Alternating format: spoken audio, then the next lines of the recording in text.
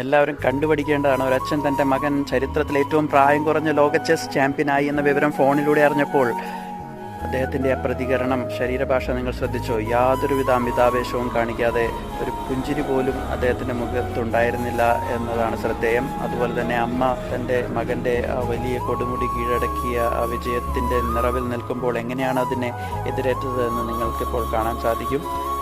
അതുപോലെ തന്നെ മുത്തശ്ശിയും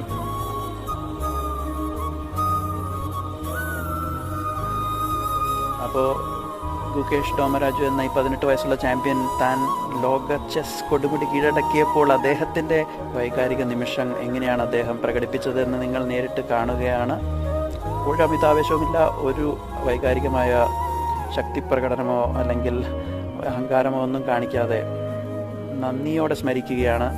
വളരെയധികം കടപ്പാടും ആശ്വാസവുമാണ് ആ മുഖത്ത് നിഴലിച്ച് കാണുന്നത്. അപ്പോൾ ഗുകേഷിൻ്റെ അമ്മ പറയുമായിരുന്നു, ഗുകേഷിനെ ഒരു വലിയ ചാമ്പ്യനായിട്ട് കാണാനൊക്കെ ആഗ്രഹിക്കുന്നുണ്ടെങ്കിലും അതിലും കൂടുതൽ ഗുകേഷ് ഒരു നല്ല മനുഷ്യനാണെന്ന് ആളുകൾ പറയുന്നതാണ് ഏറ്റവും തന്നെ സന്തോഷിപ്പിക്കുന്നതെന്ന് അമ്മ പറഞ്ഞിരുന്നു. അപ്പോൾ അതിൻ്റെ പ്രതിഫലനമാണ് നമ്മളിപ്പോൾ ഇവിടെ കാണുന്നത്. വളർത്തുഗുണത്തിൻ്റെയും നന്മയുടെ മൂല്യങ്ങളുടെയൊക്കെ ആ ലാളിത്യമാണ്, വിനയമാണ് ഗുകേഷിലൂടെ നമ്മളിപ്പോൾ ഇവിടെ കണ്ടുകൊണ്ടിരിക്കുന്നത്. അപ്പോൾ ഇത് എല്ലാവർക്കും ഒരു വലിയ ജീവിത പാഠം തന്നെയാണ്.